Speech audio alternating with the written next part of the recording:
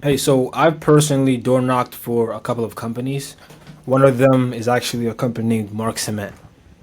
And over the past couple of years of door knocking, I've learned a lot of things.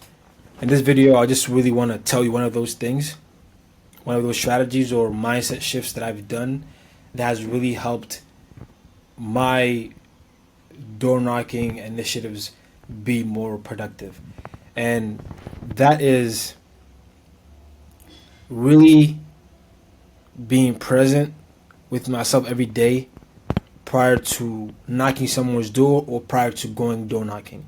And what I mean by this, it's easy to become sad or depressed when your day to day occupation is always getting rejections. Let's be transparent, okay? Even if you perceive it the way I perceive it, which is rejections don't really exist, it's just an opportunity for another conversation. Even if you see it like that, over time, as you're door knocking or as you're cold calling, you forget that. I forget that. And always reminding myself prior to me going to door knock, cold call, or even get in front of the next person's door, I try to remind myself of that. That my emotional state dictates how the conversation goes. My emotional state dictates if the person I'm speaking to is even going to be receptive or rejecting my proposal. Yes, it happens a whole lot. I've seen it so many times. When I was training my first door knocking job, which was an electricity job, the guy we were going to knock to on his door, he was angry and he was prepared for us to knock on his door, because what happens when you're door knocking is sometimes you can hear your neighbor's door getting knocked, right? And you're like, you know what? If this guy comes here, I'm gonna. The homeowner is like, if this guy comes here, I'm gonna give him the nastiest attitude. And you need to completely have the opposite energy the person is having. You can't. I'm not giving advice. I'm just telling you what I do. I try to really be the opposite of what the person's negative mood is, because we can't fight fire to fire. And obviously, I'm not going here to sell you as you think, as they think. I'm here to have a conversation and see if I could be of help to you.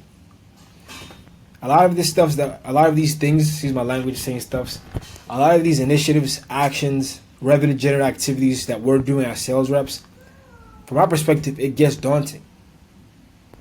Always calling, always sending an email, testing different scripts when you're SMSing people on LinkedIn to get leads. It's true. It gets a little bit daunting after some time. I mean, are you telling me that you honestly want your life to be noted and known for just calling people and stuff like that? I know it's fun, but it gets daunting. So that's why I always try to remind myself, because it takes me like 10 minutes for me to forget what I just told you right now. Not because I have bad memory, because I have 10,000 things going through my head, and I'm probably just going to forget that my emotional state dictates how my day is going to go in the workplace. Because if you truly, this is how I do it. When I go out, yes, my intention is to go out to make money that day. But as I get in front of the person that I'm speaking to, I immerse myself in that person's needs. As I'm done, then maybe I might be focused on how much money I'm going to make. But what I'm basically trying to say is, if you want to summarize all I said in maybe a word, is to be present in the action without having expectations. If I had to summarize all this up, once again, thanks for watching this video. I hope and I pray to God that this benefited you. And if you've gotten to this far, I truly appreciate you. And I truly have love for you. Peace and thank you.